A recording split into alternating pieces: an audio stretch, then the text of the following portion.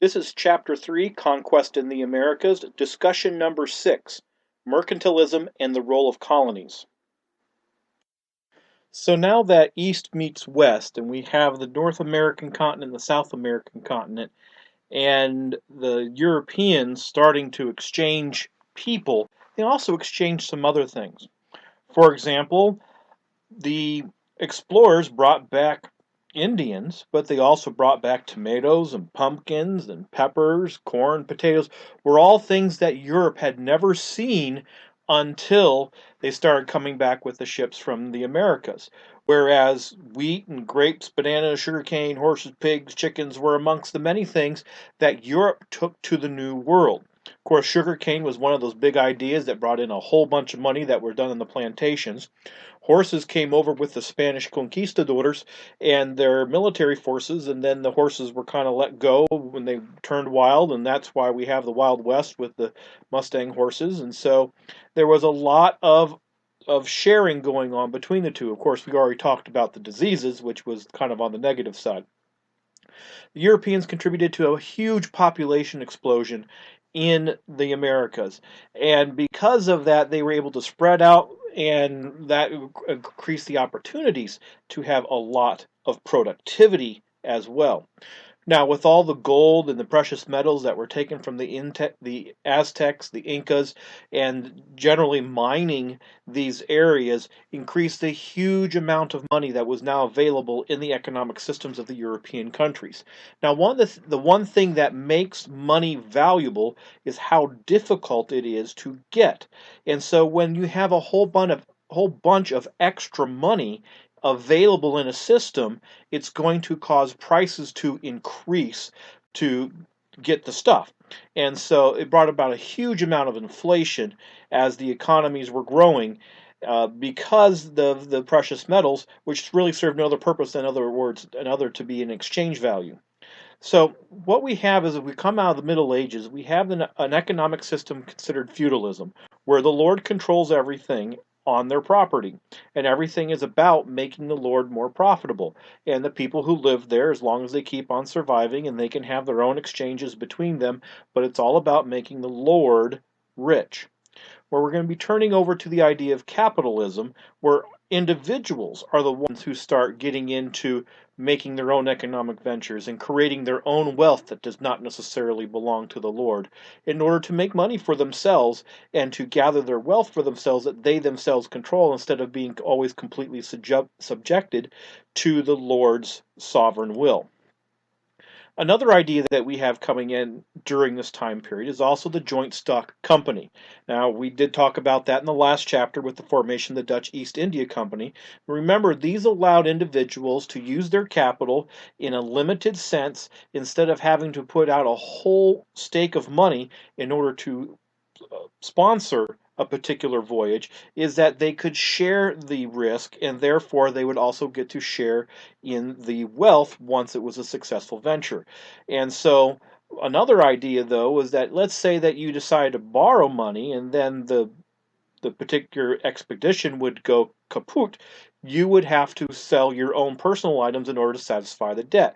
The one thing about a joint stock company is that the only money that you can lose is the money that you actually put into buying the investment, so that your personal property beyond what you've put into buying the stock is protected. You don't have to worry about losing that, and that's what make the joint stock companies, which is the progenitor of what we call corporations, allows them to be a preferred business vehicle. Another idea of getting out of feudalism and this idea of capitalism, because feudalism was very tightly controlled by the powerful lord of the land. And lords allowed towns to exist, but the towns were severely controlled by guilds. These were people who essentially said, you can be here and do this business. Okay? However, if you wanted to do the business and you didn't have permission from the guild, you would be prohibited from doing that. And so what would happen is that these merchants would bypass the guilds, find other places for these things to be manufactured, especially in the new colonies where the guilds hadn't been able to be established yet, so that the raw materials, the huge amount of raw materials that town guilds just could not handle were able to be manufactured quickly, effectively, and be able to sold at a significantly lower price than what the guilds were in order to do it. Now remember, the guilds, one of the main purposes behind them was to ensure a quality of work. Well, these became such terrific artisans that essentially the only people who could afford their stuff would be the people who were loaded with wealth. And so this idea of the increased amount of raw materials, which then brought about the increased amount of goods available to everyone that wanted to purchase them, is that the prices came down, and that really helped a lot of different people, especially on the lower spectrum of things. But when we take a look at mercantilism, and as it's going to be a faddish economic system for a couple hundred years, but what was the purpose behind having colonies in a mercantile system? First of all, you had a colony was to provide resources. There were things that people wanted in your home country, and you could not produce them in your home country. However, you have another piece of land that would be able to do that. That's why you have a colony. Also, after you make all this stuff in your homeland, and all these people, all your hometown or your home country people are making things, then they have to have a place to sell it. Well, if you have people in colonies, they can buy the stuff there. So again, it's another way to make wealth. However, another idea is that the mercantilism required that if you were going to ship anything between the colony and the home country, is that you had to use the country's shipping. You didn't let another country ship your stuff, because that would mean that someone else is going to be making a buck off of you. So there was a lot of requirements in the mercantile system with a lot of the European countries, that they had to use their home country or their mother country's transportation. In addition to that, there was also a large creation of wealth for the home countries by the imposition of tariffs. The idea that if things are going to be shipped into a country, that they were going to be taxed. The reason why that tax was profitable is, first of all, you're getting money from the tax.